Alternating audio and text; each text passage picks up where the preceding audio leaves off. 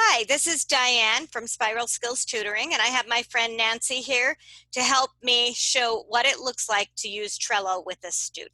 Thanks for being here, Nancy. And I probably know even less than your students, so this is good. So I am going to get that up, and then I'm going to share my screen here so that we can see what is on my screen. So Nancy, I invited her by using this button and putting her email address in, and then she accepted my invitation. She did have to sign up for an account, but it's a free account, correct? Correct. And then when I can do up to 4 of those where I invite a team, 4 boards. Any more than that, and I would have to purchase a professional one. So what I want to show you is what it looks like when Nancy is on my board. So you can see my little symbol here, DT, and then you see NB right here. So Nancy, why don't you go and we've been just playing around. We decided we didn't like the cartoony figures. Our student Nancy is obviously too old for that. So we're switching out to pictures that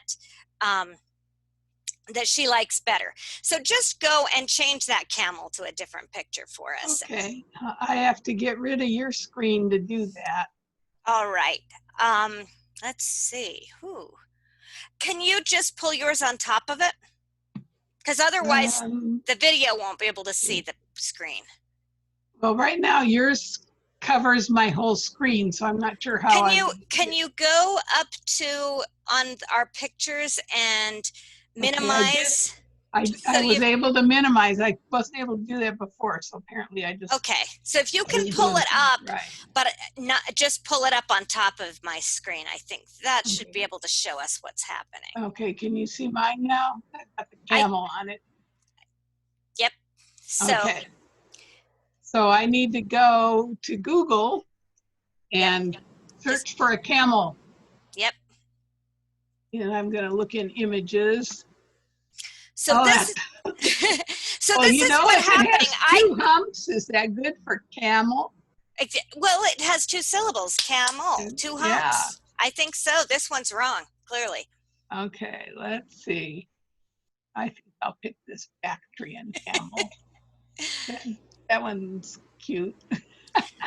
So what you can see here, viewers, is that I can see Nancy is on the screen, but I can't see what she's doing in the moment. But once she's changed something, now we can see the camel being there. Okay. So it's a little strange that you don't see something happening until something changes on your screen.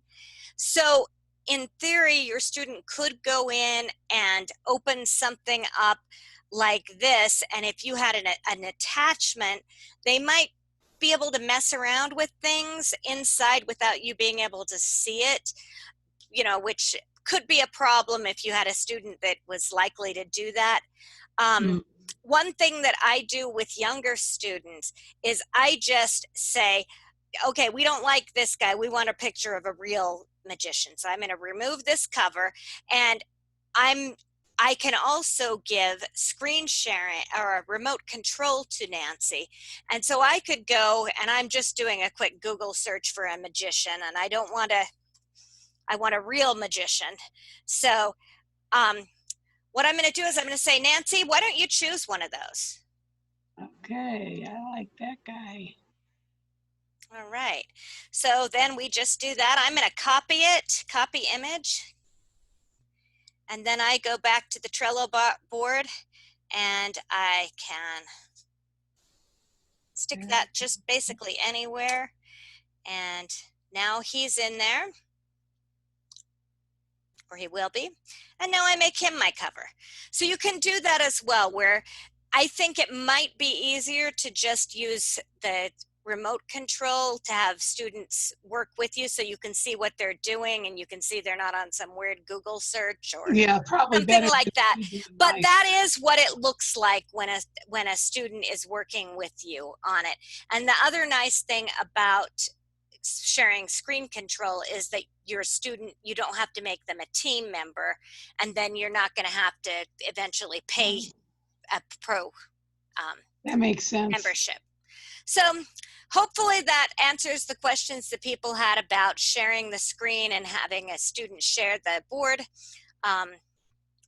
And thanks very much, Nancy. Sure, worked out well. It did.